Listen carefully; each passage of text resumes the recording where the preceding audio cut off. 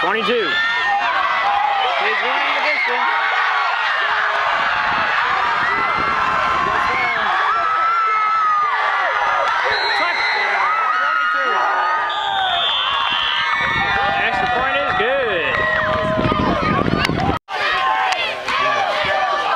On the snap.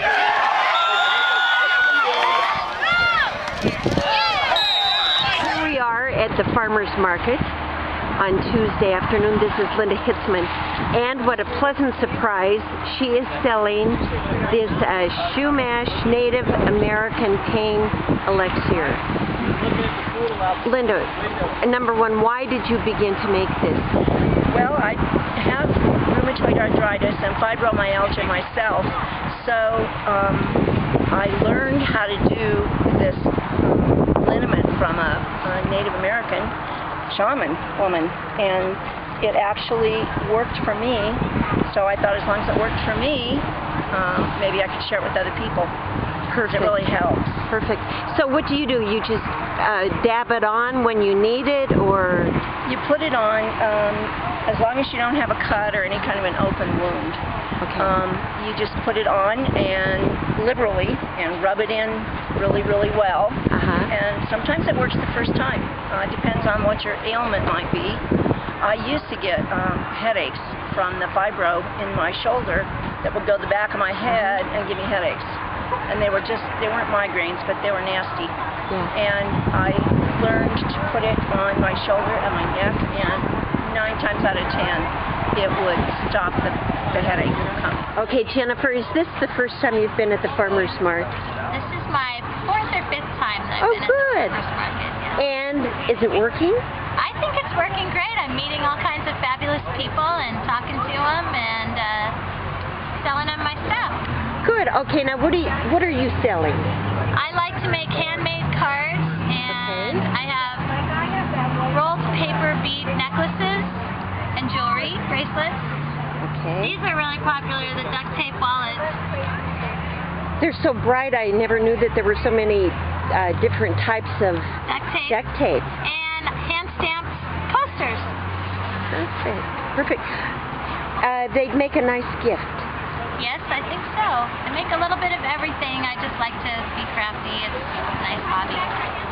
Okay, so if somebody is looking for these, they just have to come to the Farmers Market, right? Farmers Market in Acton. Okay, Stephanie, how long have you been making jewelry? It's been about a year. I've on and off growing up, but it's been a year professionally. Okay, and we can expect to find you here every Tuesday. Every Tuesday. Super. Until the farmers market ends for the season. And okay, now, when would that be? I think we have another few weeks, 3 to maybe 4 more weeks. Okay. Now, I think these would be magnificent Christmas gifts. Yes. The holiday season is coming up, and I do custom work. Tell me a little bit about Star Lotus. Well, Star Lotus, I created it. I started the company a year ago, and the reason I picked the name is because I love stars. I think stars are just beautiful in the sky, and I also love lotuses because they grow in this dirty, ugly place in the mud, and then grow up to be these large, beautiful flowers. So I decided to combine the two, and then created my logo with that. So, tell me about your produce. Where does it come from? Riverside. Riverside. These green beans are beautiful. Okay. Great.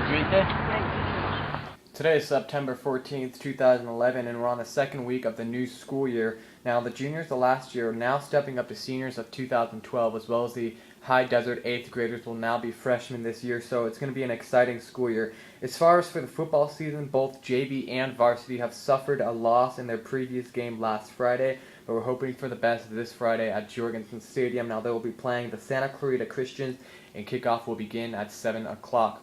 For Acton Agua Dulce News, I'm Dane Kigerl. Okay, Dr. Zapeda, can you tell me a little bit about the new school year?